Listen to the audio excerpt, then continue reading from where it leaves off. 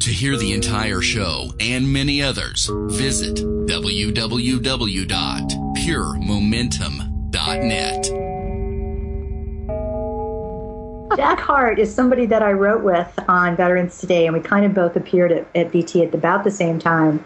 And he was writing these articles that were deeply esoteric. Yeah. And connecting lots of dots that went back, hundreds and hundreds of years. And these articles that he writes take a lot of energy and a lot of intelligence and a lot of courage. And he has to fight like crazy to get Veterans Today to put him up. I'll tell you that right now. Yeah, I remember the Black Sun series he did. Mm-hmm. Yes, he has those wait in the line for a while because they're so esoteric. They're so challenging. They're so in your face, and they're amazing, but they can't help but put them up because they're so amazing. Right. So he and I are just fans of each other's work, and he's right now in the middle of finishing up writing a review on The Sun Thief. So I'm sitting on pins and needles right now waiting for his review to come out. Okay. So we're just fans of each other's work, and he sent me the Black Madonna and the Swastika. That was the name of the article that he sent. It was the biggest article that I had put up at that point, about 6,000 words, but it was so good I just had to do it. And I am a big fan of his. So then we also have this woman called Sophia Smallstorm. Sophia is one of the most accessible activists on transhumanism and chemtrailing and geoengineering that is working in the United States today. She will explain everything on a very basic level. She cares very much that people understand what's going on. And I don't think that Sophia is in it to become some kind of movie star. You know what I mean? She's just there for everybody. And she has allowed me to put up some of her auxiliary works, things like Obamacare. She's written on Obamacare, you can imagine. Yeah. She's written on, there was an article called The Butterfly Effect in the Insurance Business. So she's letting me put up some of the extra stuff that she does that's not necessarily transhumanism or chemtrailing. Then we have this woman called Christy Tietie. Now, Christy writes on something that you might be interested in if you haven't seen her articles, Pamela. It's called 0 Point Energy, and we're not talking about gas and oil here. We're talking about metaphysics and meditation. We're talking about that point in you can't even really use the word in to describe this accurately, but it's that point where you come into your true being. Right. It's called the 0 point. Mark McCandlish writes about this a lot, too, when it comes to interstellar flight. But Christy writes about it when it comes to, and talks about it regarding meditation and things like that. And I met Christy because every time I put up an article on transhumanism, she lives in California, and she would put up this encyclopedia-length rebuttal to what I had just written. Yeah. And I thought, she just has these spiritual chops.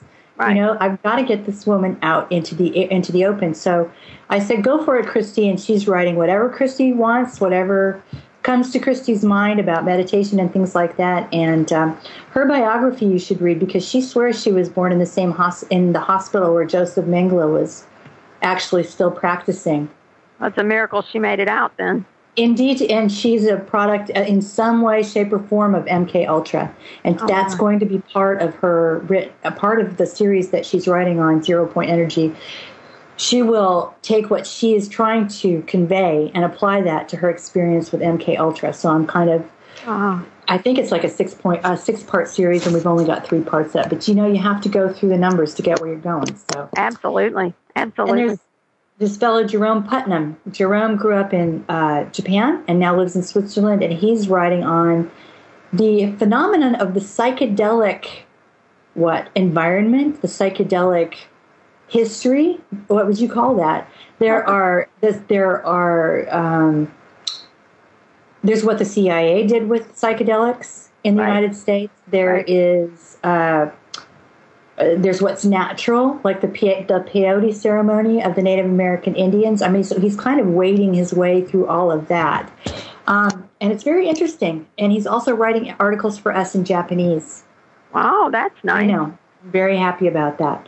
Now, I'm coming to the last 2 contributors right now. I want to talk about Mark McCandlish first, because Marky was my tech advisor on my book, The Sun Thief. Yeah.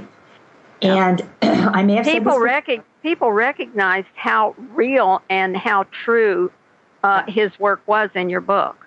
Yeah, you see, I'm getting all teary again. What is it with me talking to you? You make my eyes fill with tears sometimes. There's a connection. Yes. There's a spiritual connection that happens.